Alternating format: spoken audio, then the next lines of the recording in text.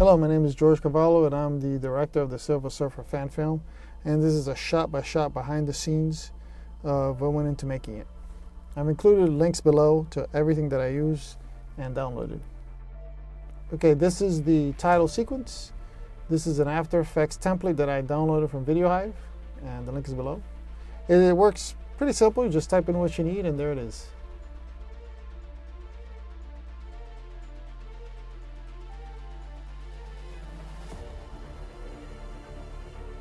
The Silver Surfer was made from creating the character in Autodesk Character Generator.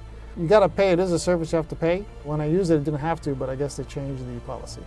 I like this character's look, it had an interesting expression, so I downloaded it and opened it in 3D Studio Max, and this is what you get. Now the great advantage of using Character Generator is that it comes textured and with a lot of morph targets. So it's already there for you. And I also use Arnold Render, which is free with 3D Studio Max.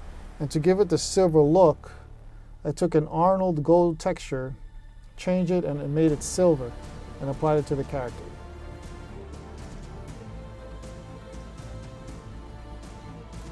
Then I went into Photoshop, rendered a cloud texture, I blurred it, and then put it in the 3D Studio Max environment.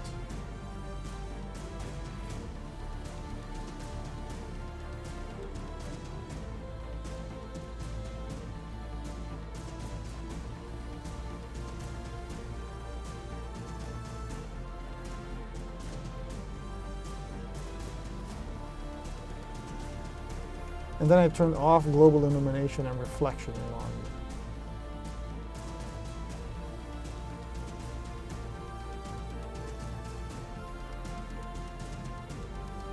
The surfboard is a simple box with turbo smooth added to it.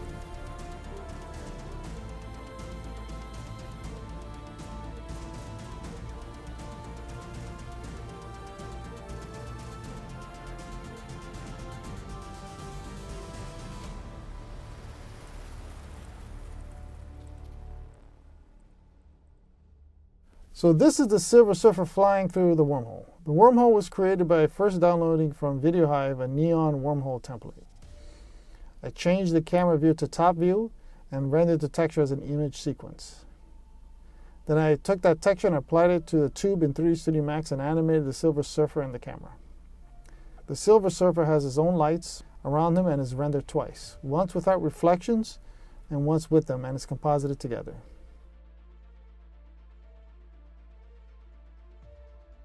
The streaks behind the Silver Surfer are made using CC Radio Blur under straight zoom and duplicate the layers.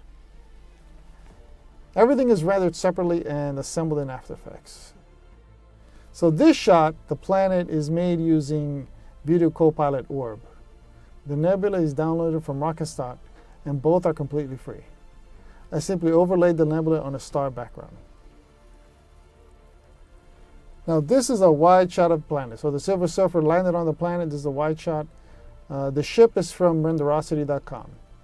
The landscape is a canyon that I purchased from TurboSquid, and the campsite is downloaded free from solcommand. Now the file in 3D Studio Max is actually very large, kilometers in size, and it had to be that way to convey the appropriate scale. Now the farther you move from the center of a 3D Studio Max project, the harder it is for 3D Studio Max to move objects around because it becomes more inaccurate. So you want to keep whatever animation that's taking place in the center of the project.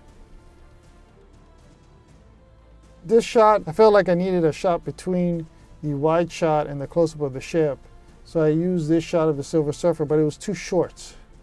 So I took the Silver Surfer up to where he blinks, then I copied it, and I duplicated and inverted the blink so it lasts a little longer. And then I masked the nebula over him.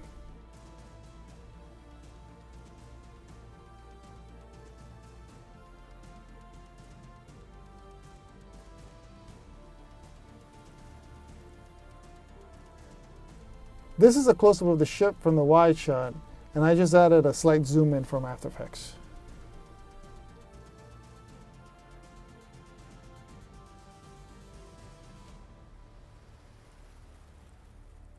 This is a continuation of the previous Silver Surfer shot.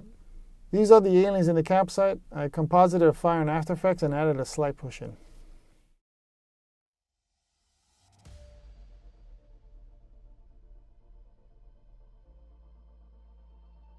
Back to the Silver Surfer, I froze the shot a few frames to give it more time to hear the audio when the character off screen says Norn Rad. Now this shot I thought was an interesting angle that I decided to try to reveal the main alien. Here's a close-up of the alien. The alien head is one that I had for several years and I already applied the morph targets. And I thought he had a certain nobility and he looked kind of old when I liked it. And the body I found on Render Hub, and I liked the way it looked like a simple spacesuit. It wasn't too complicated. So back to the Silver Surfer.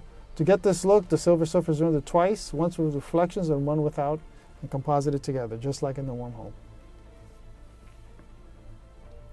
This is a wide shot of the alien and the Silver Surfer together. I thought it was important for the audience to orient themselves to where these two characters were in relation to each other. Now, astute observers of the film will realize that the rock the alien sits on wasn't there in the previous shots. But I thought it would be too long for the alien to actually walk to a rock and sit down. And we did have some of that, but I just had to cut it. It was just faster to just sit down. Now, I like this shot of the alien. I think the animation does a good job of showing the character's inner turmoil. I like the performance, I guess you could say. Now, this shot of the nebula enveloping the planet is not necessarily accurate to the comics of how Galactus would do it, but I thought it was a great visual metaphor for a planet being consumed. My reasoning is that Galactus' ship is so big that it has its own nebula, and that nebula is what's enveloping the planet. So we're back to the two shot. This is to reorient the viewers to where the alien and the Silver Surfer are in relation to each other. Now this shot of the Silver Surfer has a slight facial movement. I find that by adding these slight motions, it makes the animation look alive. It's not just a still shot. So here we are back to the alien, a slightly wider shot than before. Now this is an over-the-shoulder shot from the alien over to the Silver Surfer. I wanted to show the ship in the background, so reinforce the idea that the aliens crashed on the planet.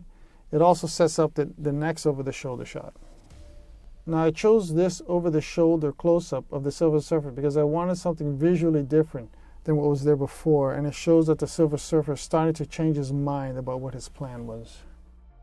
Now this shot I used motion capture to animate the alien. It worked better than I anticipated. I used the Kinect and downloaded the iPi software free trial with the appropriate Microsoft drivers. I did the acting myself and exported it as a BVH. From there I uploaded it into the cat rig. That was how I rigged the alien. And as you can see, it doesn't look like much, but here's where the magic happens. With the cat rig, I add a new local layer and clean up the animation. It did take time to get it just right. However, I do like the results, and I'm definitely going to use this technique further in future films.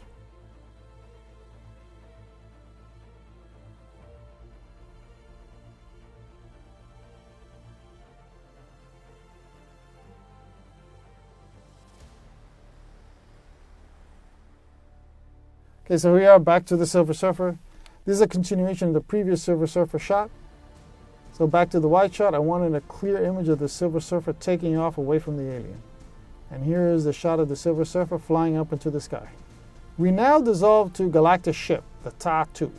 Originally the nebula wasn't there, but because of this shot where he consumes the planet, I added it in.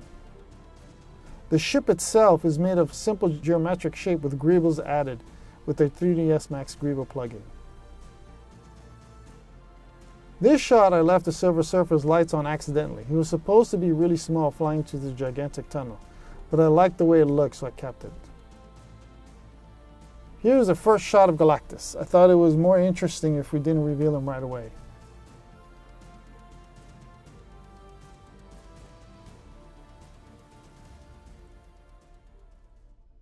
Here's a wide shot of Galactus' lab. I tried several different labs and I needed something grand and also that looked like an old Marvel comics, and I found this one on Turbo Squid. I made several modifications to it and had to render out several passes to get the right look. So this shot is to show the Silver Surfer in relation to Galactus. I like the animation of the Silver Surfer here as he clearly states the plan is not for Galactus. Now here we finally see Galactus. I found this model on Render Hub and added the facial morph targets. Here's a different angle of the Silver Surfer. This is where he's telling Galactus that the planet is no good. So this is Galactus again. This shot of the galaxy was a still shot of a galaxy mapped on a plane in 3ds Max. I basically then added tubes and spheres and a grid and animated it all in composite and After Effects. So here we are back to Galactus.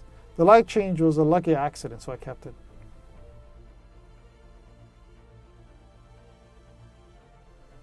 Back to the Silver Surfer. The original render, he was higher in the shot, but I lowered it to hide a few imperfections in the 3D model. Back to the wide shot to show the Silver Surfer leaving the lab. So here's the Silver Surfer exiting Tattoo.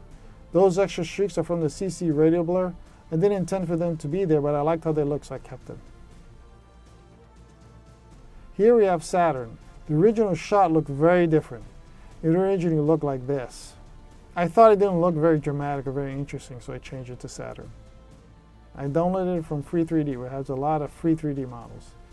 And now we come to Jupiter. It's a simple sphere in 3D Studio Max with a 16K Jupiter texture provided by Masterbit on DeviantArt. And here's a close-up of Jupiter. To add motion to the clouds, I added a twirl effect in After Effects.